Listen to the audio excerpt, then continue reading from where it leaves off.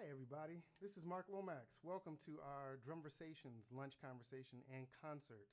A lot's going on right now. We've all lost friends and family or know people who have passed on, not just because of COVID, but in general. And I felt like the role of an artist, griot musician right now is to bring some love and hope and happiness for just a moment, if we can just share some time together for this hour.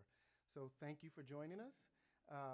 We're going to play some music, talk about some resources that are available, and hopefully answer some questions if you have any. This week has been tough for my musical family.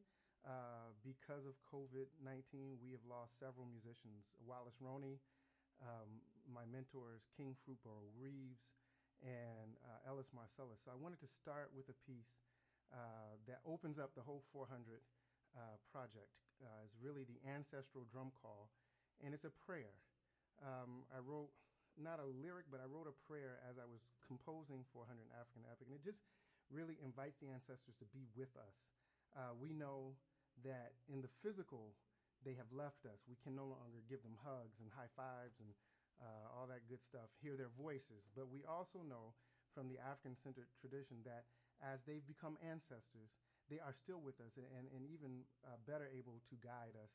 So here we go, Ancestral drum call. And if you've lost someone, or if you know someone who's sick, or if you have ancestors that have been important in your life, please just take this time to focus on them, meditate. You know.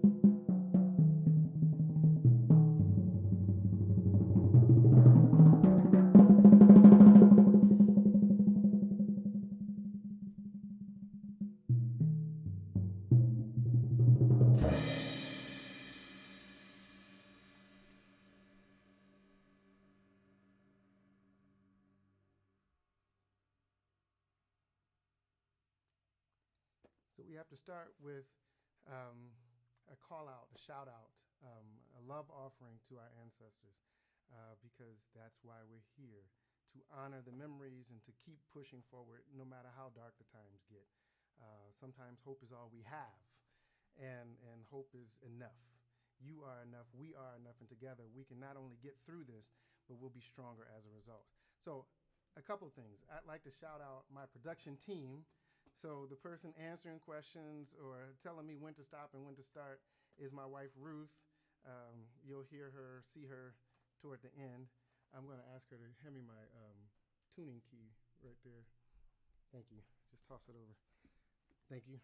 And then I have to shout out my children, Amira and Layla, who are champs through this whole stay in place. They are at school right now, and they're allowing me to play while they're studying. And I also have to shout out my production team.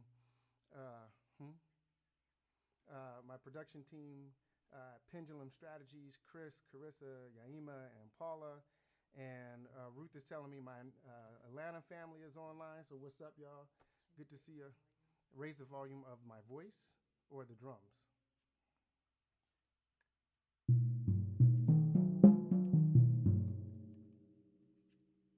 We can turn it up. So Ruth, there's a red on the right-hand side of the board. Put it to 0.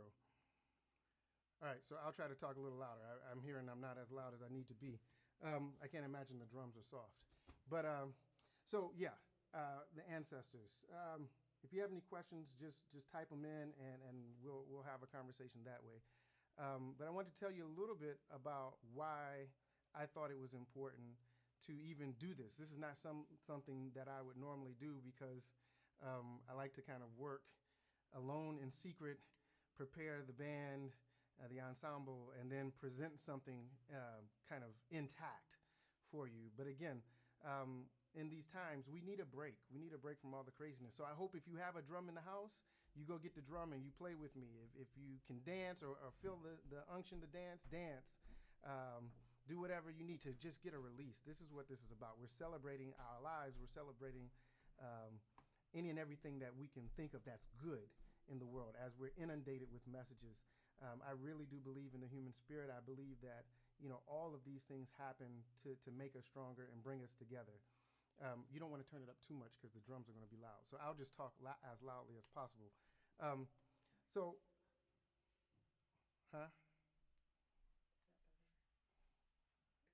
Okay. So I wanted to point out a couple other things. One, I talked about the 400, and so we're excited about our latest release of the 400-year suite, which is the 63-minute version of the 8.5-hour cycle. So what we're going to do next week on Monday, we're going to create a version for download of everything, the 8-album cycle, the suite, and our new curriculum guide. And you'll be able to get all of that in a download. The curriculum guide actually comes out May 1st. The curriculum guide comes out May 1st, and we'll be able to offer that to you. We're still working out a lot of the kinks, so I'm going to try to not yell, but talk out as loud as possible. And then this is available now. You can order it for hard copy. All of the sales that we do, and as long as this thing happens, the pandemic and the social distancing, it will go to help musicians, not me. I have a job. I'm on my lunch break right now, sharing time with you. But all of the sales of this will go. I can't talk much louder, so you can turn it up to 5 or 6 on the mics and then turn it down when I start to play. That red thing, turn the red button up. Not all the way, but to 4 or 5. Hopefully that's better. We're still working out kinks. Next time I'll have a mic. We're going to do this next week. But okay. So this is available now on the website, marklomaxii.com or CFG Multimedia. You can pre-order this alone, the curriculum guide. It follows the whole 8.5-hour, 12-album cycle for $30. It'll be released in hard copy May 1st. But next week, we're going to do a special where you can download all of it, and it'll be available Monday. Because it's 8.5 hours, and plus, it's 9, 10 hours. So you got time, if you're home, to bring some love and light into your home. We're going to play a little something else. If you have questions, we'll talk. Again, we're still trying to get all the volume stuff straightened out, but we're doing the best we can. It'll be better as we have the next iteration next week, and we hope you continue to join us. Right now, I'm feeling like a little dance thing, so we're going to play something upbeat and see what happens. Hopefully, you'll love it, and you'll dance and get the sillies out, as my daughter says sometimes. We'll see. This is a piece called Ma'at. What? When you stand up, the mics catch your voice. Can you see me if I stand up still on the thing? Yeah. Oh, okay. So I'll stand up and talk if it's better. Cool. Ma'at. You're gonna have to turn it down. Am I turning? Just the red. Sliding it Yeah. towards me. Yes. Turn it down to -3 while I'm playing. You got it? Thank you to my lovely assistant Ruth. It was on my lunch break. You got it?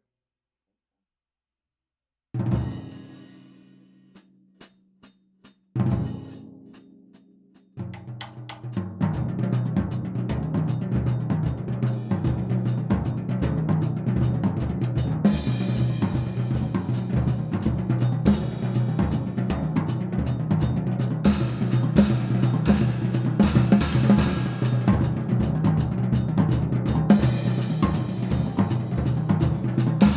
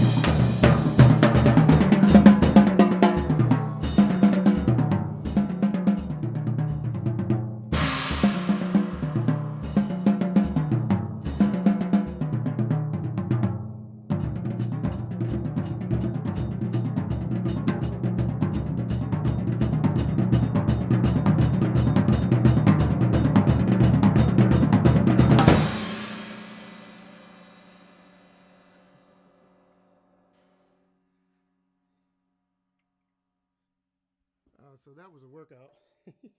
That was a piece called Ma'at. It's from my first solo drum set album, and the way it's connected to the 400s, the first third of the 400 is really focused on the time before colonization, the time before enslavement, where Africans had agency, they had control of their own destiny. You know, the way that makes me think about today is that no matter what the narrative is, journalists like Naomi Klein, who wrote the book Shock Doctrine, say it's imperative for each of us to know our narrative and not let the powers that be shift the narrative. New normal, what? The new normal is a better normal, not this normal living in fear because we're going to get sick or people are telling us we're going to get sick. It's about making sure that even if we have to be safe, that we're able to reach out and connect with each other through virtual means, through handwritten letters, through a telephone call. You know, anything that we can do to stay connected is important. And that's what Ma'at is about. Ma'at is about being connected to the universal concept of balance, being connected to each other, being connected to the earth, and being connected to the cosmic. Again, thinking about the ancestors, you know, people exist in 3 different realms, and we kind of revolve, depending on your belief system, throughout those realms.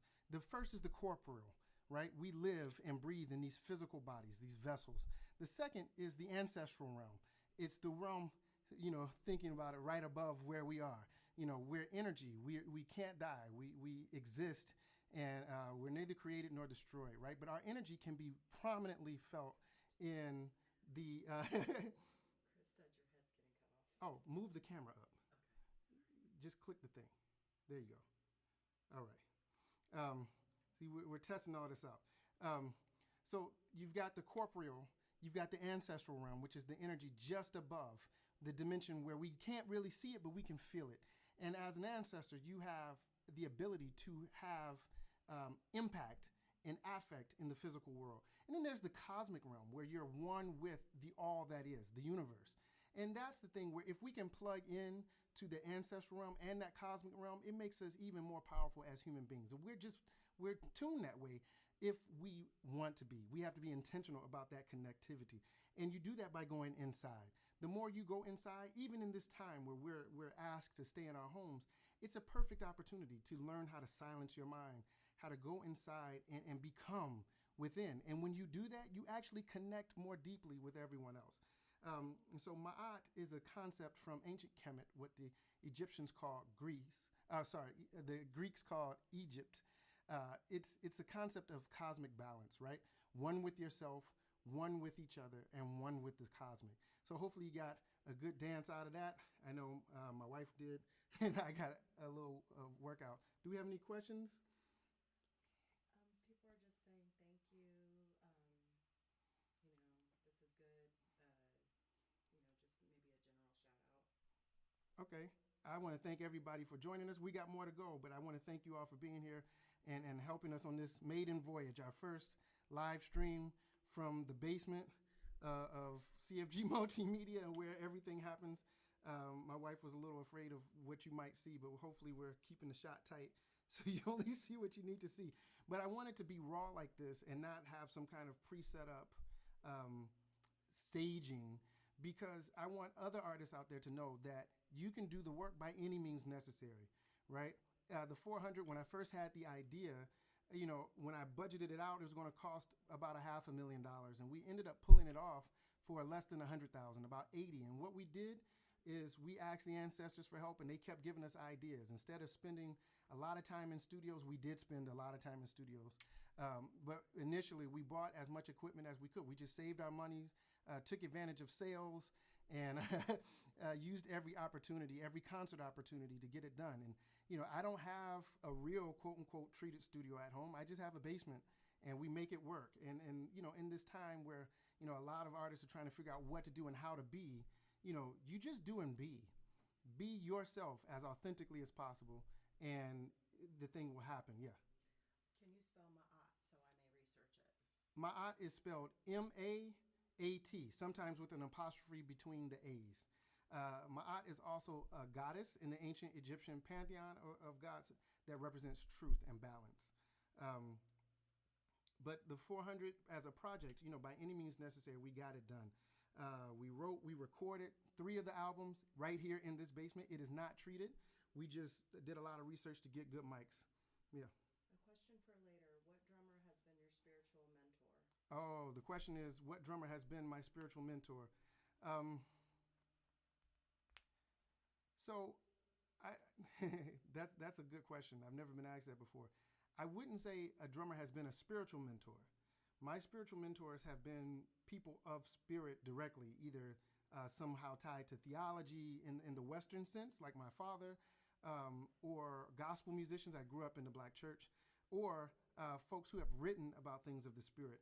But I hear spirit most in the drumming of folks like Elvin Jones, Milford Graves, Alvin Fielder, who's passed a few years ago, drummers like that, Ed Blackwell, folks who really, even in some cases, Art Blakey.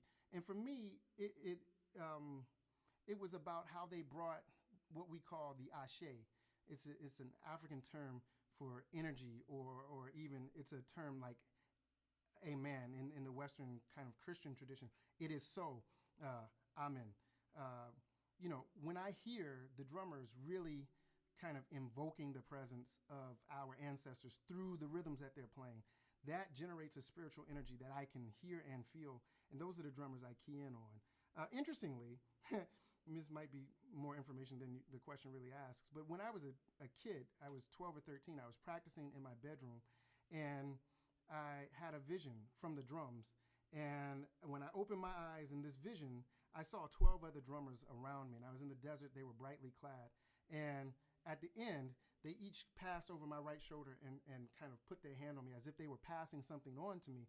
And a couple of years later, I was playing a concert, and a lady said, she came up to me and said, it sounded like there were 12 drummers on the stage. So I do believe that energy is communicated through the instrument, and we can tap into it. Another question. As a violinist, I sure could use your expertise in helping me count complex orchestral masterpieces. Counting rhythms can be difficult. The question is, as a violinist, how best might one count complex rhythms? So the simple answer is subdivide. So if you have a rhythm 1, 2, 3, 4, that's basic, common meter. But I would be thinking, depending on how you're playing, 1 and 2 and 3 and 4 or if it's more difficult kind of triplet bass, 1, 2, 3, 1, 2, 3, 1, 2, 3, 1, 2, 3. And so you know where things fall. You can even take that a little further to the 16th note, 1 eanda, 2 eanda, 3 eanda, 4 eanda. But sometimes, if it's really complex, the best thing to do is think in double time, so it makes the rhythm simpler. So if you're thinking here, 1, 2, 3, 4, you're actually going to cut the measure in half and count an 8. It's almost like the 8th note, 1 and 2 and 3 and 4 and, but 1, 2, 3, 4, 5, 6, 7, 8, 1, 2, 3, 4, 5, 6, 7, 8, 1, 2, 3, 4, 5, 6, 7, 8. Those kind of divisions of the beat help me read when I'm reading complex music that either I wrote for myself or somebody else wrote. So hopefully that'll help you. What else? Okay, I'm looking at my producer. Let me know what else. She's like, keep going. Also, if you're able to find a score of the whole piece, the full orchestral score with a recording, and then you can see what else is going on around you. And then you don't have to worry as much about counting because you're listening to the music and you're hearing the music, which means you're able to then play your part based on the conversation that's happening around you. That often helps. My bassist, Dean Hewlett, often counts music differently from the rest of the ensemble. And it's because he learned in an orchestra, he grew up classically trained as a bassist, he learned to hear how the different parts of the music was interacting with each other, which then gave him his cues and allowed him to know where his parts filled in. So that might also help.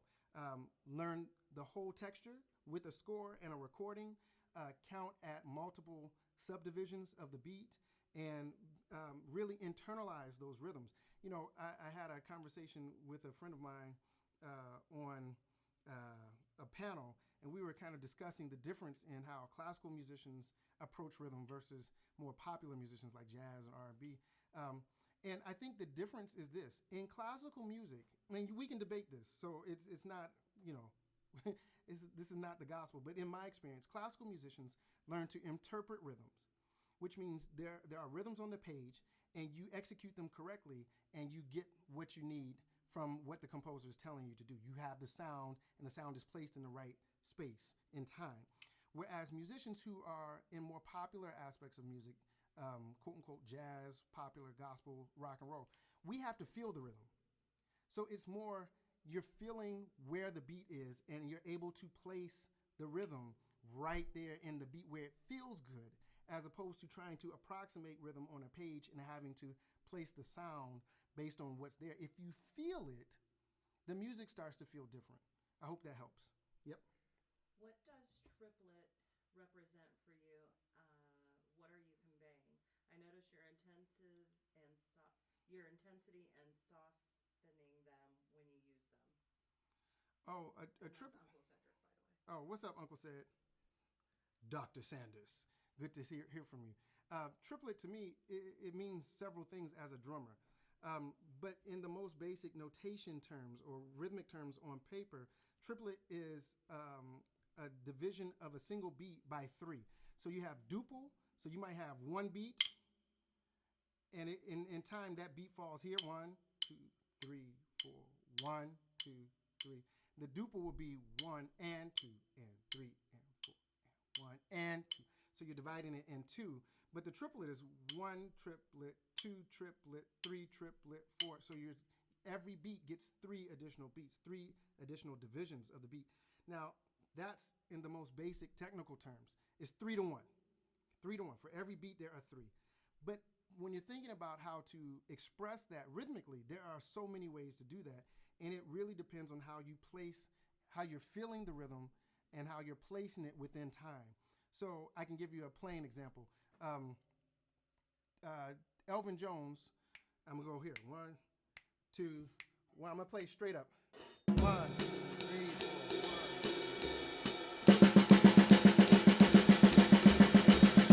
1. Right? Triplet, triplet, triplet, triplet. That's straight. Elvin Jones would play that like this.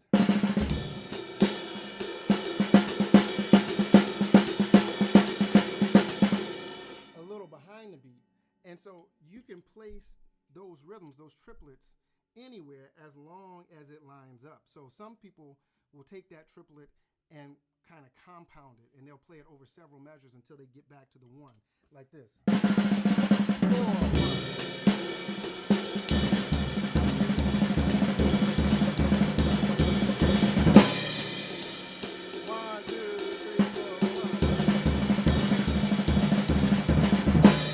Right? Or you can do it in the middle. It just depends, again, on how you're feeling the beat. Where are we at on time? I just want to make sure that we're getting people back to work or whatever. It's 12:33. We're doing great. If there aren't any other questions, I'll play something else. I don't know. We'll improvise.